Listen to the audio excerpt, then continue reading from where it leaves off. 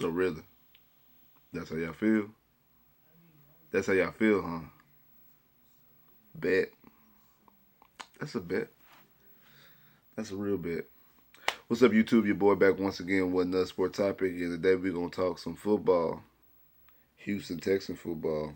I don't even know if we should even be excited about talking Houston Texans football. But we're going to talk about, we're going to discuss because Houston Texans acted like an NBA franchise. I mean, yesterday was more like NBA free agency, more so than the day that the NFL make they cut down their roster to the final 53 because the Texans was willing to deal. I mean, of course, we already know about the trade that happened earlier, the first trade, the Jadeveon Clowney trade, the trade that made most realistic Houston Texans fans turn their stomach because of the stupidity of the trade, especially what you got back for Jadeveon Clowney.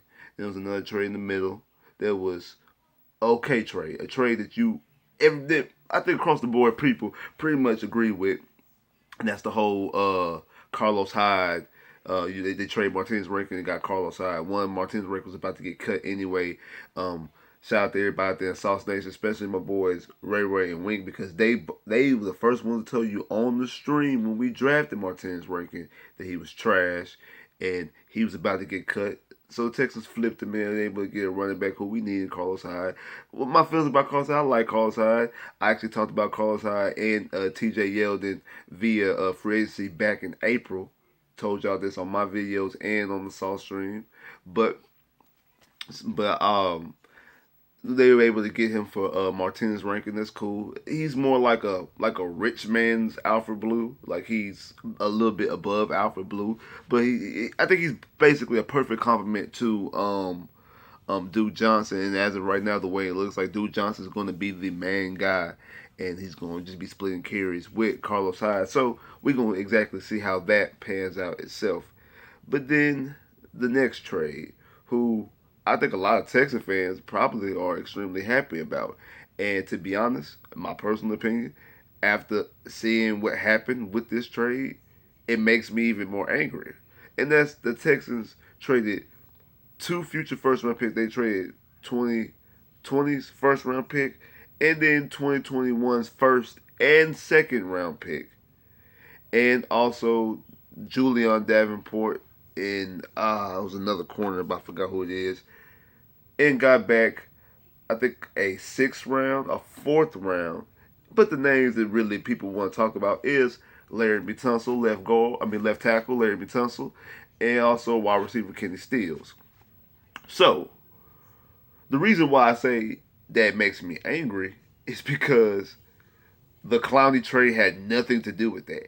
I was thinking, that possibly that if the picks or players that we got at the Clowney trade got took it and flipped to Miami, including the Miami package to bring in Larry Tunsil.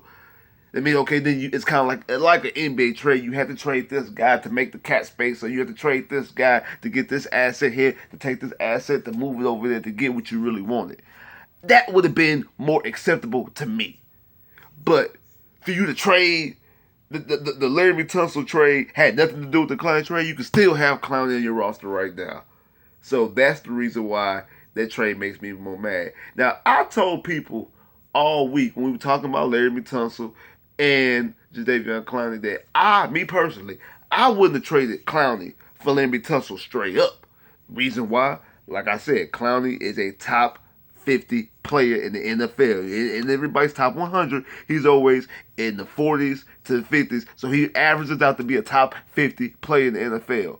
Laremy Tunsil, I think Laremy Tunsil is going to be good. I think Laremy Tunsil is one of the best young left tackles. He's 25, so it means you're going to have him protecting Deshaun Watson's blind side, basically Deshaun Watson's whole career. I get that. That's cool. I'm not talking about that. But I'm just talking about the quality of players. You don't trade them straight up. Me personally. Now understand, you got to protect Deshaun Watson. He's your franchise. You have to protect him. And sometimes you might have to give a little to get a little. So I got that. But for the trades not to have anything to do with each other makes it even more problematic. Now me, I'm never ever an advocate of trading for a first round pick, trading a future first round, unless you're moving up to get a quarterback. I don't like trading first round picks. This is not the NBA. NBA is different. I don't mind trading picks in the NBA because you know why? Because it's a such thing called a lottery. So if you make the playoffs, you don't even get to be in the lottery. And then also in the NBA, they also have things as top 5 protected, top 10 protected, lottery protected. They got different avenues to protect your pick if you have a bad year and you end up with the number 1 overall pick. They don't have those situations in the NFL. In the NFL, they don't even have those situations that you can have. Oh, it's a lottery protected pick, or it's a top 5 protected pick, or a number 1 protected pick. You could give up. You can give up your future number 1 pick, have a bad season. Now your pick is in the top 5, and you don't even get the benefit from it. So even if the Texans fall on their face, we don't get the benefit from it because it's just like when Deshaun got hurt and the Texans only won 4 games. We didn't get the benefit from the Texans having a number 4 pick in the draft, a number 5 pick in the draft, because we gave our pick to get Deshaun Watson. So I get that situation. You can understand that one a little bit more because it's for a quarterback, but for a left tackle. Again, I would accept the trade more if Clowney was in the because Clowney didn't have to be involved in it, and then also if Clowney doesn't stay with Seattle, they lose the first round. They lose the 3rd pick. So you eventually, probably could have gave up Clowney for nothing. And now it's in that the Texans are paying half of Clowney's contract. So out of that $15 million that you thought you unloaded, the Texans are paying almost half. I think they're paying like 7. So they're paying $7 million of that. And then Kenny Stills is getting $7 million. So basically, that $15 million that you had in cap space that you thought you got back, you still paying that $15 million because you taking Kenny Stills' money and the half of the contract that you're playing Clowney. Like I said, Bill O'Brien got straight, finagle, finesse, whatever words you want to use. That's what he got done. That's exactly what happened to him in that trade situation. So that cap space part is not a benefit. Now let's talk about the actual players because I do think that on the football field, offensively, this makes the Texans a legitimate offense. Makes the Texans an elite offense. I said that if you protect Deshaun Watson, the way Deshaun can sit back and pick a team apart is mind-blowing. And now you add him another receiver at that Kenny Stills, I think, is another good deep threat. I like Kenny Stills. So I think the Texans, no, without a shot for that, it's over as far as who has the best receiver. Because they have the best receiver in Hopkins. They have a guy who I think out of 32 teams in the NFL, that Will Fuller could be the number 1 receiver on 15 teams in the NFL. I think you could take 15 teams in the NFL, and Will Fuller is better than their best receiver, so Will Fuller will be the number 1 receiver out of 15 teams in the NFL. Kiki, I think, is one of the best slot receivers. I'm very high on DeAndre Carter because, especially with him being a return guy, but he's another guy in the slot, and then you add in Kenny Stills at that, and not to mention you throw in the tight ends. We're gonna see what the tight ends gonna do with Jordan Thomas and Jordan Akins and Phelps. We're gonna see exactly what the tight ends can do. But the Houston Texans offensively, with the protection of Deshaun Watson, can definitely be one of the elite offenses in the NFL. That I agree with, especially with this receiving corps. I think this is probably, in my opinion, I was thinking that the Texans were they're definitely a top 5 tandem. I think the Texans were graded coming into the season as a top 5 receiving corps. I think they were 5th, if I'm not mistaken. That thing they're talking about of all receiving corps, I think they were 5th off the either Pro Football Focus poll or the CBS poll. They were 5th. Now you add Kenny Stills into that mix. I don't see how they are not. I think the Eagles were number 1. I don't see how they lower than the Eagles. I don't see how they are at the very least 2. They're either 1 or 2 right now with the addition of Kenny Stills because they're the exact same receiving corps and you just add Kenny Stills into that mix. Come on, man. The speed that's on this team, and then also you got Duke Johnson coming out the backfield. The speed on this team, the way they're going to be able to throw the football around is going to be second to none. This offense, from a passing standpoint, is going to be very, very legit. Been saying that because you lost Clowney, you're going to lose a lot on the defensive end. And I think the Texans are going to be in a lot of shootouts this year. I know we got JJ, but I think the Texans are going to be a lot of shootouts when you're going up against Tom Brady's, you're going up against Drew Brees, Phillip Rivers, Aaron Rodgers. I'm not Aaron Rodgers, but Matt Ryan, Patrick Mahomes. You're going up against elite offenses a lot this year. I don't know exactly what it was if Cam is going to play the game. I think this week 4. I think it's week 4 when we play Cam. But so I don't know if Cam is going to be if he's going to be on the field or how Cam is going to be playing because I know he did get hurt in the preseason about 2 weeks ago. So we got to see exactly how that's going to pan out. But the Texans are going to be in a lot of shootouts, and these type of moves right here, like I say, shows the desperation of Bill O'Brien. I've been saying this since Brian Gaines was fired that Bill O'Brien is on the hottest of hot seats. And if you don't believe that, people are like, well, man, they ain't on the hot seat. They just gave him that. He's controlling everything. He's the general manager. This move right here shows he's on the hot seat because he gives no regard, zero fucks for the future. It's all about win now. He pushed all his chips to the table and like win now. I don't care if the Texans don't have a first round pick because one or two things gonna happen. Either we're going to make it to the AFC Championship game or possibly a Super Bowl. I mean, them first round picks is going to be so low. Players, fans, and everybody not going to really worry about it because, hey, if I guarantee you that the Texans are going to be in the Super Bowl, you can give a fuck about the first round pick, right? Okay, cool. So if either he's going to make the AFC Championship game or possibly a Super Bowl, we're not going to worry about not having the first round pick. Or he's going to fall on his face and get fired. He ain't got to worry about dealing with the ramifications of not having the first round pick for 2 years because he's no longer on the team. So either it's not going to matter because the pick is so far down this pick 30, 31, 32 that it doesn't even matter, or he's no longer on the team, so it don't matter to him no way because he ain't got this job no more. Hey, I don't care what happened. I'm gone. I don't work there no more, so I don't care what they got to deal with. So that right there shows that he is on the hot seat because he's giving zero regards for the future because he thinks that he's not going to be here too much longer unless he wins, and if he wins, then okay, who cares? So that's why I think that these moves show out desperation. If you had a real legitimate general manager, these moves don't get made. There's no way that you trade Jadeveon Clowney for less than a first round pick. He should at least get, or at least 2 twos. But you talk about 3 that you might not even have if Clowney doesn't even sign. If Clowney leaves Seattle, we don't get the 3rd round pick. So then you just trade him away for some bag of peanuts because I don't think these 2 linebackers are going to be Texans next year. They might be Texans this year, but they might not be Texans next year. So eventually you're going to end up with nothing in March and February. So that goes back to why the Tunsil trade.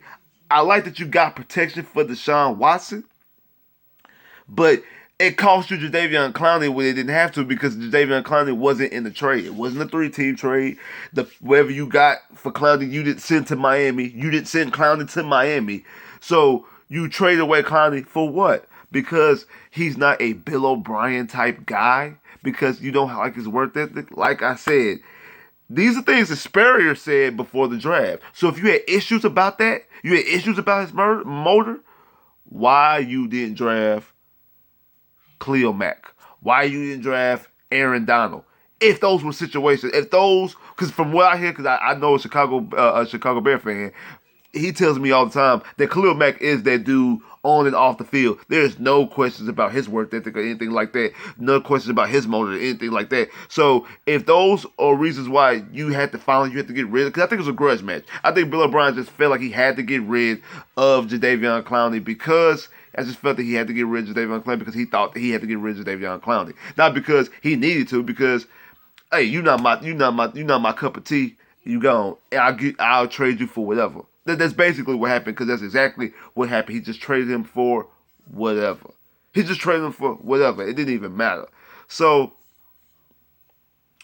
in saying that, that's the reason why the Tunsil and King Steels, even though I like the acquisitions of Laremy Tunsil, I like the acquisitions of Kenny Stills, but what you gave up, I think you gave up a little bit too much, and then you end up giving up something you didn't have to give up because. Think about even if you give up the 2 first-round picks and the number 2 pick for Tunsil for Kenny Stills, that means you can still have Clowney. So even this offense, like I just mentioned, this offense is gonna be lit, be able to protect Deshaun. You got weapons all over the field for Deshaun to throw to. Deshaun gonna have a field day. Do. He gonna have blocking in front of him. He's gonna boom, able to pass the ball all over the field, sling the ball all over the yard. Hey, toss out here to Carlos Hyde. Hey, throw right here to Duke Johnson. Oh, Ken Stills down the field. Oh, Will Fuller down the field. Kiki in the slide. Deshaun Carter inside. D-Hop, I already know what you got. No drops all year. 115 catches. Good. And you still have Clowney on the back end. You still have Clowney able to rush the passer. That's what you could have had. That's what you had. And don't say, oh, well, Clowney wasn't going to sign the tender because he felt that he was going to get traded. If the Texans would have pulled off the trade, even with the trade rumors, if the Texans would have pulled off the trade with Tunsil, without including Jadeveon Clowney, why else would Clowney think he'd get traded? Why else would Clowney think he'd get traded? Damn, they got Tunsil and they got Kenny Stills. And they didn't even use me. Bet. Oh, he ready to come sign the I'm ready to come sign the tag now because he was already okay with signing it. He felt disrespected because his name was thrown into the trade rumors. Well, the person that they thought they was going to get, they got without me. Hey, I'm here. Let's get this. Let's go to New Orleans. Let's be lit. You trade him first when you didn't even have to. That's the problem. That's the problem. And that's where it goes back. You can't even be happy and excited for getting protection for Deshaun Watson. You can't even be happy and get excitement for weapons for Deshaun Watson and Kenny Stills making this receiving core, in my opinion, the best receiving core in the NFL. Because you still poison and sour in the water because of the Jadeveon Clowney, and you got back nothing for him. A third-round pick that you might not even have if he doesn't resign. Then, on top of that, you still paying half the tag. Who did this deal? Who in the world thought this deal, from the Texans' perspective, thought this deal was good? How? I'm going to still pay half your salary? And I might not get this third-round pick if you leave? Why am I trading you? That makes no sense. Like my mama say, that don't even make cartoon sense. They don't even make cartoon sense. They don't make no sense whatsoever. There's no way to slice that. None whatsoever. But oh no, I like the Carlos Hyde move. I think that's the best move of the day. I like the fact that we got protection for Deshaun Watson. Like I said, I don't like. It's not that I do not like the Laremy Tunsil trade. I do not like the Kenny Stills trade. I like both acquisitions. Don't like what we gave up, and it makes it even worse when you gave that up and you gave up Clowney for no reason. So the giving up Clowney for no reason makes the other deals just just basically trash the other deals. It trashed the deals. I mean, I always think about one of the best lines I've ever heard of, analogies rather, I ever heard of in television was from the Cosby Show, when the guy came in and his daughter, one of Cosby's daughters got married without the family knowing, and the guy was a stand-up guy, everything that they ever wanted in a son-in-law, but it was the presentation that made it bad. They know nothing about it. And he said, hey, tell me what your favorite food is. And he said steak and potatoes had their favorite dinner. He said everything looking and smelling good from the favorite restaurant. Right before I give it to you, I go to the trash can, flip the trash can over and put the food on there and give it to you on the trash can lid. Food don't look too good now, do it? That's how it's been served to us. Laremy Tunsil and Kenny said protection for Deshaun Watson and another weapon for Deshaun Watson has been served to us on a trash can lid. The reason why? Because you poison the water with you poison the water with trading Jadeveon Clowney for a third-round pick. That's why. You gave us protection for Deshaun, a weapon for Deshaun Kenny Stills, another running back to help out Duke Johnson on a trash can lid. So I can't even enjoy it because the way you presented it to me. That's just really my 2 cents. Like, share, subscribe if you haven't. Comment below if you haven't. Click that bell, get more videos. I'll holla.